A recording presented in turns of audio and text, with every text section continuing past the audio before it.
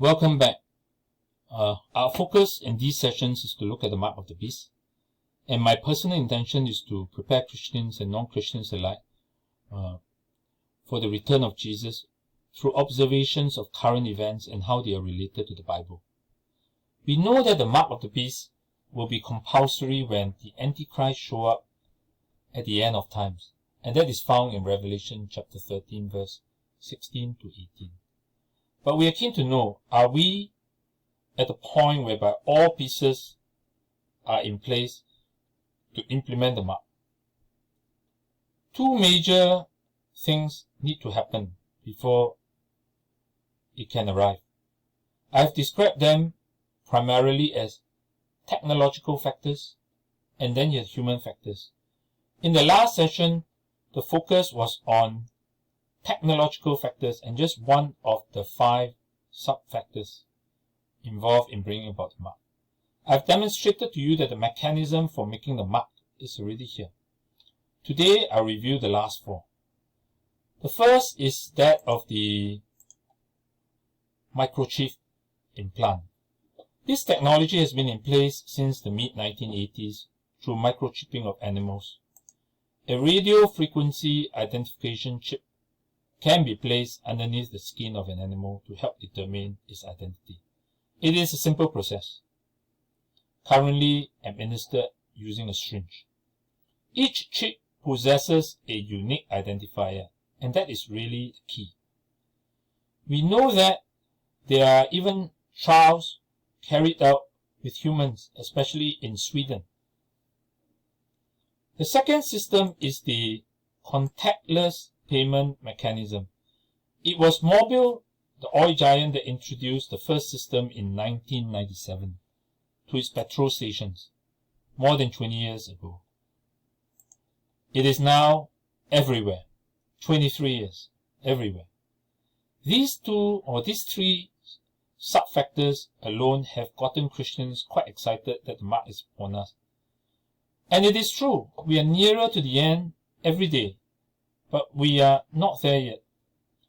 Going back to the identifier, the UPC in the 1970s gave us the initial way of actually creating this identifier. But in 2009, India introduced a unique identifier for an entire population through the Aadhaar project.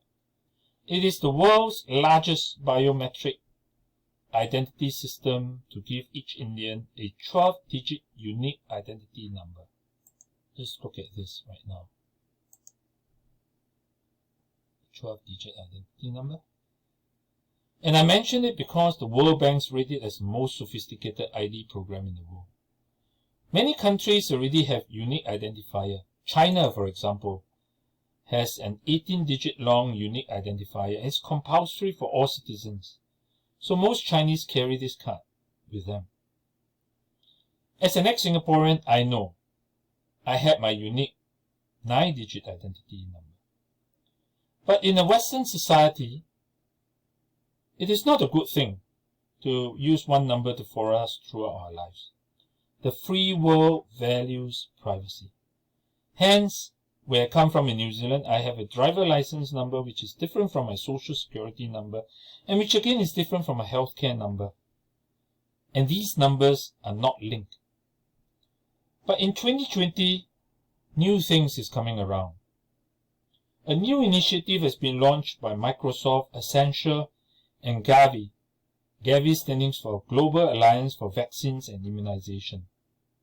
Called simply ID 2020, and you can Google it. Its website says it aims to provide each person on Earth a unique identifier so that a person can prove his own identity. And it considers it as a human right issue and that individuals must have ownership over their own identity. Bill Gates is the global sponsor of Gavi. Now, Bill Gates is also the founder of Microsoft, and he is a very important person to keep an eye on as he's pushing for a global identifier to be around. So the pieces are coming together even as we speak. The provision of a global identifier will be a real game changer. Let me assure you that. But it is insufficient just to have that. To fulfill the requirements of the mark, it must be able to buy and sell. And here again, we are beginning to see that. So in other words, we have to see the linkage of the unique identifier to banking. India is another forerunner in terms of this, because India, through the AHAT project in 2017, is now able to link the identifier into a person's bank account.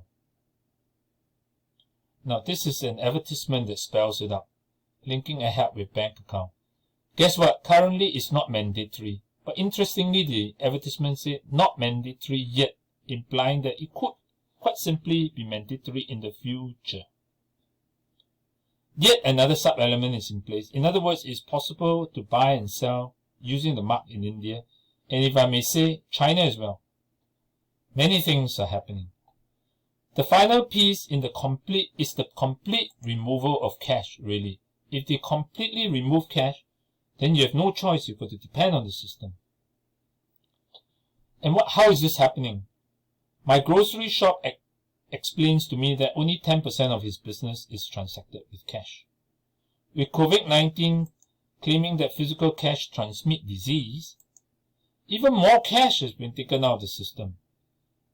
Meanwhile, in China, technologically hungry China, they are implementing a digital currency. And Shenzhen, the equivalent of Silicon Valley in the US, carried out a lottery in October of 2020 to give away 10 million yuan of digital currency. It is not just in Asia that this thing is happening. Sweden aims to go cashless by 2023. It is coming to various places, but the tipping point for it to go global is not there. For the end times watcher, we have to pay attention to these technological factors, with the big one being the global identifier, and specifically Mr. Gates. Now, it took slightly over 20 years for contactless payment to be everywhere. It took 35 years for the implant mechanism to look like a potential candidate. Now, how long more do you think we will see all these elements coming into play so that the mark of the beast can come around? A key game changer is really the global identifier. When we see that, we know that it is almost there. In the next presentation, I will present to you the human factors and explain to you why they are slowing the mark down, the mark from coming into being. I hope that you have enjoyed this presentation. Please feel free to share with others if you find it useful. And if you want to help to improve my presentation, please email me at monkeypeach.peter@gmail.com. Thank you very much. Bye.